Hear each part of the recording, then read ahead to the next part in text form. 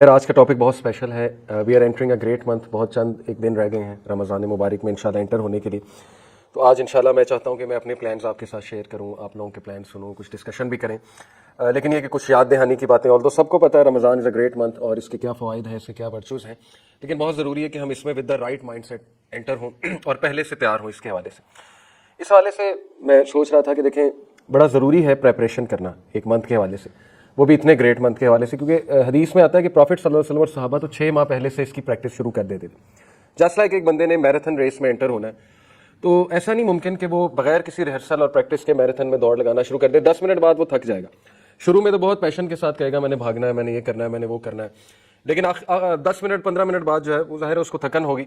और यही होता है कि हम रमज़ान में बहुत से एम्स और गोल्स के साथ एंटर होते हैं. हम कहते हैं हम क़यामुल लैल भी करेंगे, हम तहज्जुद भी पढ़ेंगे, हम डेली तरावी में भी खड़े होंगे, लेकिन 5-6 दिन बाद जो है ना वो आहिस्ता आहिस्ता वो पैशन वो ख़त्म होता जाता है. वजह यही है कि हमने पहले से अपने आप को थोड़ा वार्म अप नहीं किया. वार्म अप एक्सरसाइज बहुत ज़रूरी है रमज़ान से. जैसे अगर किसी ने मैराथन में भागना है तो वो 10-15 दिन पहले बस 1-1 किलोमीटर भागना शुरू कर देता है, अपने मसल्स को फ्लेक्स करना शुरू कर देता है, ताकि जब वो मोमेंट आए तो वो टायर्ड ना हो जाए और उसके पहले से जो है वो एक स्टेमिना भी बना हो और पहले से उसमें वो सकत भी हो. तो आपने देखा है कि बहुत से लोग जो है वो बड़े बड़े गोल्स तो बनाते हैं रमज़ान के हवाले से, लेकिन आहिस्ता आहिस्ता वो गोल्स ख़त्म होते जाते हैं या वो अचीव नहीं कर पाते उन्हें, और रमज़ान एक आम सा मंथ फिर रह जाता है उनके लिए. बस 5 नमाजें चल रही होती हैं, इसके अलावा कुछ खास जो है वो नहीं हो पाता, क्योंकि रूटीन्स भी आजकल ऐसी हैं. अब रमज़ान आपको पता है कि वो ऐसे डेज़ में जो वर्किंग आवर्स हैं, ज़्यादातर लोग ऑफिस में होंगे, स्कूल में होंगे, यूनिवर्सिटीज़ में होंगे. अप्रैल का मंथ जो है वो ज़ाहिर है एक वर्किंग मंथ होता है, तो उसमें किस तरह रियलिस्टिक गोल्स बनाना और उन गोल्स को अचीव करना ये हमारे लिए बहुत ज़रूरी है. और वो गोल्स किस लिए बनाने हैं ये भी हमारा जानना बड़ा ज़रूरी है. दूसरा देखें, मैं रिसेंटली दुबई गया, तो दुनियावी सफ़र के लिए हम इतनी प्रेपरेशन करते हैं, इतनी रिसर्च करते हैं, टू डू लिस्ट निकालते हैं, एक एक चीज़ रिसर्च करते हैं, places to visit in Dubai, which places are worth my money, my time, my effort वगैरह वगैरह. लोगों को कॉल करते हैं कि मुझे बताओ मैं दुबई आ रहा हूँ या फलानी जगह आ रहा हूँ, मैं कहाँ जाऊँ, क्या करूँ, कहाँ जाना चाहिए. क्या यही रिसर्च, यही इंटरेस्ट रमज़ान के लिए है हमारा?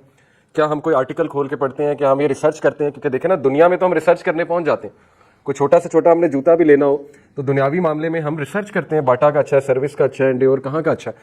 तो दीनी मामले में थोड़ी सुस्ती बरतते हैं. दीनी मामले में हम इसके इंतजार में रहते हैं कि कोई बताएगा हमें आके. ऐसे नहीं होता है. हमें दीनी मामले में ज़्यादा रिसर्च करनी चाहिए और ज़्यादा पैशन शो करना चाहिए और ख़ुद से पढ़ना चाहिए. बेशुमार किताबें हैं रमज़ान के वर्चूज़ पे. हमें ऐसे अमाल की लिस्ट निकालनी चाहिए जो सबसे बेहतरीन अमाल है अल्लाह ताला के नज़दीक, क्योंकि we are entering a great month, जिस मंथ में रिवॉर्ड ज़्यादा होता है. ऑब्वियस सी बात है, एक आम सा अमल आप करेंगे उसका बहुत ग्रेट रिवॉर्ड होगा. तो ऐसी अपॉर्चुनिटी मिस नहीं कर सकता एक मुसलमान, एक जी शऊर मुसलमान.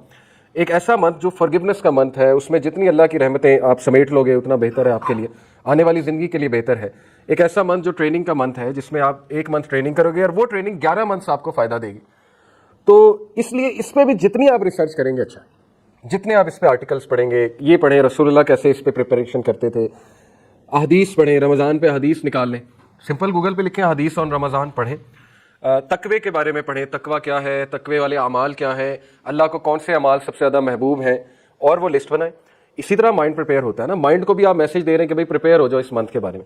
ऐसा ना हो कि आप अनप्रिपेयर्ड इस मंथ में एंटर हो और फिर रैंडमनेस हो और फिर पता भी ना लगे कि कौन से अमाल करने हैं. जितना वेल प्रिपेयर्ड होंगे उतना हमारे लिए बेहतर है. तो इंशाल्लाह हम कुछ बात करते हैं. मैं आपको कुछ स्टेप बाय स्टेप जो है वो सजेशंस देता हूं कि इस मंथ में एंटर होने के लिए क्या क्या चीज़ अंडरस्टैंड करना जो है वो ज़रूरी है. सबसे पहला स्टेप ये है कि you understand the nature of fasting. और उससे मेरी क्या मुराद है? जाहिर है कि जब रोज़ों का जहन में नाम आता है तो पकौड़े, समोसे, रोल्स, ये सारी चीज़ें जहन में आती हैं, जो कि बड़ा मशहूर है हमारे यहाँ. बल्कि लोग माइंड कर जाते हैं अगर उनके सामने पकौड़े ना रखो, वो कहते हैं ये इफ्तारी सही से कराई नहीं अगले ने. कोई हेल्दी चीज़ रख दो, माइंड कर जाते हैं, यानी फ्रूट हेल्दी है, खजूरें हेल्दी हैं, और ज़्यादा ना खिलाओ तो लोग गुस्सा भी हो जाते हैं जब अफ्तारी की जाए. तो एहतमाम बहुत किया जाता है हमारे यहाँ माशाल्लाह सब कॉन्टिनेंट में. रूह अफ़ज़ा मस्ट है, पकौड़े मस्ट हैं, चकोरियाँ कह लें, वो ऑयली प्रोडक्ट्स मस्ट है, फिर ये समोसे और रोल्स लोग स्पेशल बनवाते हैं. ठीक है, अल्लाह ताला की हलाल करदा चीज़ें हैं, खाने में कोई हर्ज नहीं है, मना नहीं है, बल्कि खुशी का मौका है, इफ्तारी खुशी से ही करनी चाहिए. बट बात यह है ना कि सम वे डाउन द लाइन इन चीज़ों की वजह से हम असल मकसद से हट जाते हैं और अपने ऊपर बहुत बर्डन ले लेते हैं. ख़वातीन पे बहुत बर्डन होता है, मर्दों की डिमांड बहुत होती है, इफ्तारी में ये होना चाहिए, सहरी में भी ये चीज़ें होनी चाहिए. फिर हमारे यहाँ बोंग पाए और निहारी से सहरी हो रही होती है और पराठों से, तो उसके बाद फिर ज़ाहिर है प्यास ही लगनी है, उसके बाद नींद आनी है टिका के. तो वो बोंग पाए खा के जब आप सोओगे तो टिका के सोओगे, तो वो रोज़े का मकसद ही ख़त्म हो गया. अल्लाह ताला का हुक्म था कि रोज़े को जितना मैक्सिमम आप जाग के गुजार लो, جتنا اس کا وہ چیز فیل کر لو, روحانیت فیل کر لو. روحانیت اسی طرح آتی ہے, بھوک سے ہی روحانیت آتی ہے. جو بندہ زیادہ کھاتا ہے, زیادہ سوتا ہے, وہ روحانی تو کبھی نہیں ہو سکتا. یہ تو بنیادی باتیں ہیں, بنیادی اصول ہے. کم بولنا, کم کھانا, کم سونا, یہ روحانیت کی نشانی ہے. حکیم لقمان سے کسی نے پوچھا تھا کہ آپ کے ہاں اتنے لوگ آتے ہیں آپ سے مشورہ کرنے, آپ حکیم کیسے بن گئے؟ تو انہوں نے کہا کہ 6 چیزیں ہیں: کم کھاؤ, کم سو, کم گفتگو کرو, وعدہ جب کرو تو نبھاؤ, آنکھوں میں حیا پیدا کرو, جب بولو سچ بولو. یہ 6 ایک باتیں انہوں نے بتائیں, تفسیر میں آتا ہے سورہ لقمان کی. تو حکمت کی یہ نشانی ہے, اور ایگزیکٹلی یہی 6 چیزیں رمضان ہمیں انسٹل کر رہا ہے. اگر آپ غور کریں, جب انسان روزے سے ہوتا ہے, اللہ کے نبی نے اس کو کم بولنے کا جو ہے وہ اس طرف اشارہ کیا, خصوصاً اگر بری گفتگو ہے. لڑائی ہو, انسان کہہ دے جی کہ میں روزے سے ہوں اگلے کو.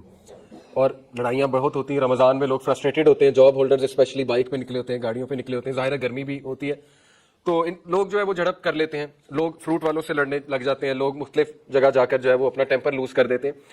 تو اس کے بارے میں کلیئرلی رسول اللہ صلی اللہ علیہ وسلم نے فرمایا کہ اللہ تعالیٰ کو تمہاری بھوک اور پیاس کی کوئی ضرورت نہیں ہے. اگر تم زبان کا ہی خیال نہیں کر رہے ہو, بیک بائٹنگ کر رہے ہو, اگر تم سخت زبان ابھی تک استعمال کر رہے ہو, یا تمہارے دل نرم نہیں ہوئے, تو دیکھیں ہر چیز کی پریکٹس ہے رمضان میں, اور یہ سارے اعمال تقویٰ کی طرف لے جاتے ہیں. تقوی کی ٹریننگ ہے. اسی لیے اللہ نے قرآن مجید سورہ بقرہ آیت نمبر 183 میں کہا, یا ایھا الذین آمنوا کتب علیکم الصیام کما کتب علی الذین من قبلکم لعلکم تتقون.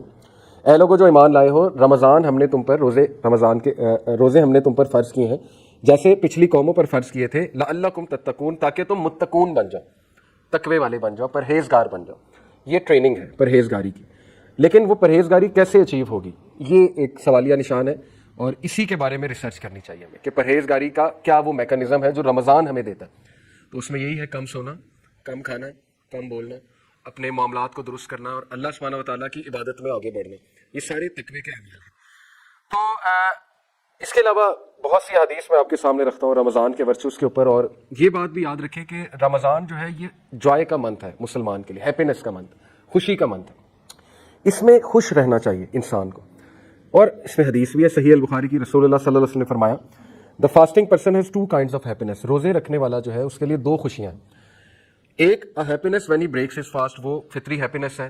خوشی کس بات کی ہوتی ہے کہ اللہ نے میرا روزہ قبول کیا انشاءاللہ, جب ہم دعا پڑھتے ہیں ظاہر ہے روزے افطاری کی. دوسرا خوشی یہ کہ جب انسان کی رگیں تر ہوتی ہیں, جب انسان جو ہے اس کی پیاس بجھتی ہے, انسان کھانا کھاتا ہے, اللہ کی نعمت کا شکر کرتا ہے, اور مزید اپریشیٹ کرتا ہے کہ مجھے اللہ نے کتنی نعمتیں دی ہیں, کھانے کو دیا ہے. اور یہ ایک فطری بات ہے کہ جب انسان ایک چیز سے دور رہتا ہے اور پھر اس کا استعمال کرتا ہے تو اس میں گریٹیٹیوڈ بھی آتا ہے. اور سائنٹیفکلی اسپیکنگ گریٹیٹیوڈ ہمیں ہیپینس کی طرف لے جاتا ہے. شکر گزاری ہمارے برین کے کچھ ایسے سینٹر سے جڑا ہوا ہے کہ وہاں سے ظاہر ہے کچھ کیمیکلز ریلیز ہوتے ہیں, سیروٹونن جیسے ہیپینس کا کیمیکل ہے.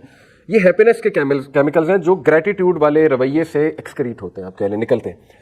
تو شکر گزاری ہمیں سکھاتا ہے رمضان. ایک تو یہ. دوسرا happiness when he meets his lord, دوسری خوشی ہوگی جب وہ اپنے رب سے ملاقات کرے گا, کیونکہ اللہ تعالیٰ جو ہے وہ روزے داروں کی خاص جو ہے وہ ظاہر ہے ان کو ٹریٹ کریں گے قیامت والے دن. بلکہ حدیث میں آتا ہے کہ ایک خاص دروازہ جنت کا وہ روزے داروں کے لیے, وہاں سے روزے دار گزریں گے. تو اس قدر یہ امپورٹنٹ منتھ ہے کہ اس کی حوالے سے رسول اللہ صلی اللہ علیہ وسلم 6 ماہ پہلے سے ٹریننگ شروع کر دیتے تھے. اور ٹریننگ سے کیا مراد ہے؟ دیکھیں, ہم نے رمضان میں اگر ایک گول بنایا کہ ہم نے عبادات زیادہ کرنی ہے, تو اس کے لیے آپ کو ابھی سے عبادات بڑھانی پڑیں گی. اس سے کیا مراد ہے؟ اگر آپ نماز آپ کی 5 منٹ کی ہے یا 6 منٹ کی ہے, 4 فرض نماز, تو آپ اس کو 10 منٹ پہ لے جائیں اسٹیمنا بڑھانے کے لیے. اگر آپ صرف ابھی سنتیں نہیں پڑھ رہے ہیں, صرف فرائض پڑھ رہے ہیں, جو کہ بہت سے ہم لوگوں کی عادت بن چکی ہے, تو آپ 12 سنت کو واپس لے کر آئیں ابھی سے. کیونکہ پروفٹ صلی اللہ علیہ وسلم نے کہا کہ جو شخص دن میں 12 سنتیں ادا کرتا ہے, فجر کی 2, ظہر کی 4 اور 2 8 ہو گئیں, مغرب کی 2 10 ہو گئی, اور عشاء کی 2. یہ حدیث صحیح حدیث سے ثابت ہے. وہ جو عشاء کی 17 رکعات ہیں وہ ظاہر ہے ضعیف روایات ہیں, وہ ثابت نہیں ہے. تو یہ 12 سنتیں ثابت ہیں صحیح حدیث سے. تو جو یہ 12 سنتیں ادا کرتا ہے, اللہ کے نبی نے کہا کہ جنت میں اس کے لیے خاص محل بنایا جاتا ہے. تو ابھی سے اس کی پریکٹس شروع کر دینی چاہیے. ابھی سے 12 سنتیں آپ پڑھنا شروع کر دیں تاکہ رمضان میں پڑھنا مزید آسان ہو. اور ابھی سے آپ ایڈجسٹمنٹ کر لیں کچھ اپنی روٹین کی, ٹھیک ہے نا, پہلے سے ایکسپیرینس کر لیں کہ مجھے کیا کیا چیز ایڈجسٹ کرنے والی ہے. ورنہ رمضان میں ایڈجسٹمنٹ کریں گے تو پھر وہ روزہ بھی ڈسٹرب ہو سکتا ہے اور عبادات بھی جو ہے وہ ڈسٹرب ہو سکتی ہیں. اسی طرح مثال کے طور پہ آپ کہتے ہیں میں قرآن زیادہ سے زیادہ پڑھوں گا رمضان میں, تو آپ ابھی سے وہ عادت ڈالیں. آپ اپنی سنتیں جو ہیں ان میں سورہ اخلاص کی جگہ اور سورج پڑھیں جو بھی آپ کو آتی ہیں. ہم زیادہ تر سورہ اخلاص پڑھتے ہیں, ہماری عادت ہے. تو آپ مختلف سورج پڑھنا شروع کریں 30ویں پارے کی.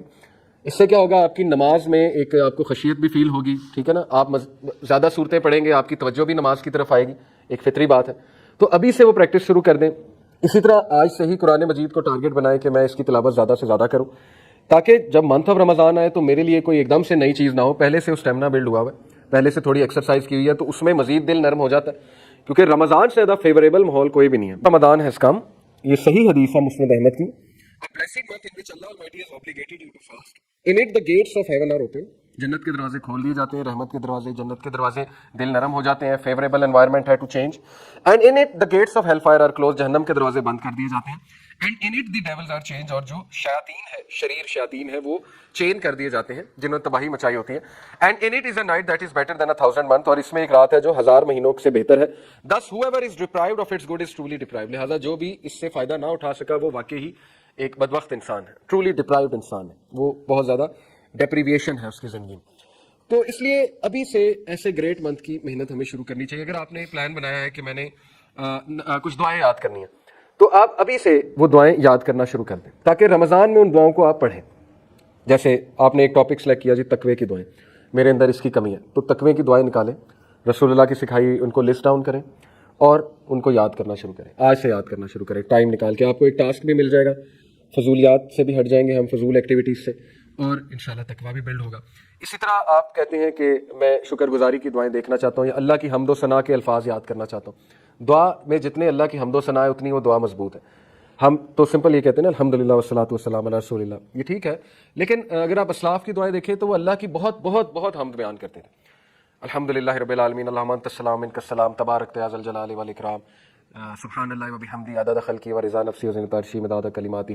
تو بہت لمبی چوڑی حمد اللہ سبحانہ و تعالیٰ کی حدیث میں بیان ہوئی ہے، اذکار میں آتی ہے صبح اور شام کے، وہ یاد کریں. جتنا آپ اللہ کی حمد و ثنا بیان کریں گے اپنی دعا میں اتنا دعا مضبوط ہے اور اللہ بھی راضی ہوں گے، اللہ خوش ہوں گے. اللہ کو اپنی جو حمد و ثنا ہے بہت پسند ہے. پھر ایسے اذکار نکالیں جن کی بہت زیادہ اہمیت ہے، یہ سرچ کریں. وہ کیا ہے؟ ایک حدیث میں آتا ہے کہ سبحان اللہ، الحمدللہ اور لا الہ الا اللہ، یہ اللہ کے عرش کے گرد چکر لگاتے ہیں، یہ جو ورد ہے. اور جب آپ یہ ورد کرتے ہیں، کانٹیکسٹ بتا رہا ہوں حدیث کا، تو ظاہر ہے کہ یہ آپ کا ورد بھی اوپر جاتا ہے اور وہ بھی اللہ کے ارد گرد، عرش کے ارد گرد چکر لگاتا ہے.